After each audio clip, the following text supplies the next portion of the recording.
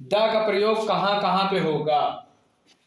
पहली बात ये जानो कि द है क्या। द आपका आर्टिकल होता है। आर्टिकल दो प्रकार के होते हैं, एक होता है डिफिनिट आर्टिकल, एक होता है इनडिफिनिट आर्टिकल।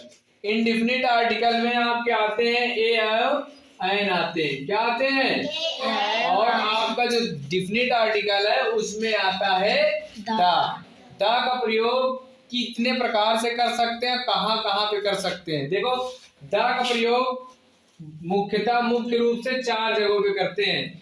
एक ऐसी जगह पे पहले नंबर जो दुनिया में सिर्फ और सिर्फ अकेली होती है, अर्थात जो प्रसिद्ध होती है, उनके पहले क्या लगाते हैं, द का प्रयोग।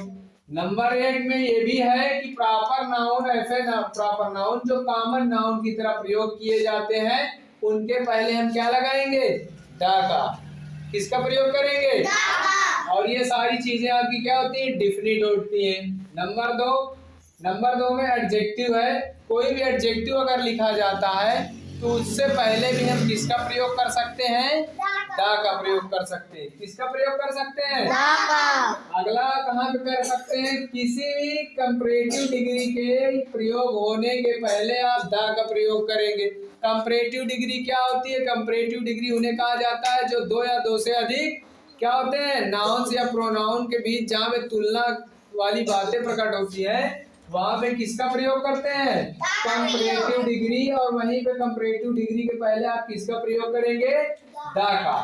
अगला नंबर क्या है, किसी भी सुपरलेटिव डिग्री के बाद, इसके बाद किसी भी सुपरलेटिव डिग्री के बाद अगर कोई एडजेक्टिव आता है तब हम उससे पहले क्या प्रयोग करेंगे, द। जैसे हमने ये एग्जांपल देखो लिख रखा है कि मुकेश मेरे परिवार में सबसे लंबा है, तो Mukesh is the tallest in my family, यानी मुकेश मेरे परिवार में सबसे लंबा। अब यहाँ पे देखो सुपरलेटिव डिग्री आपकी क्या है, टॉलेस्ट है। अब इसके पहले हम क्या लगा दिए हैं, द।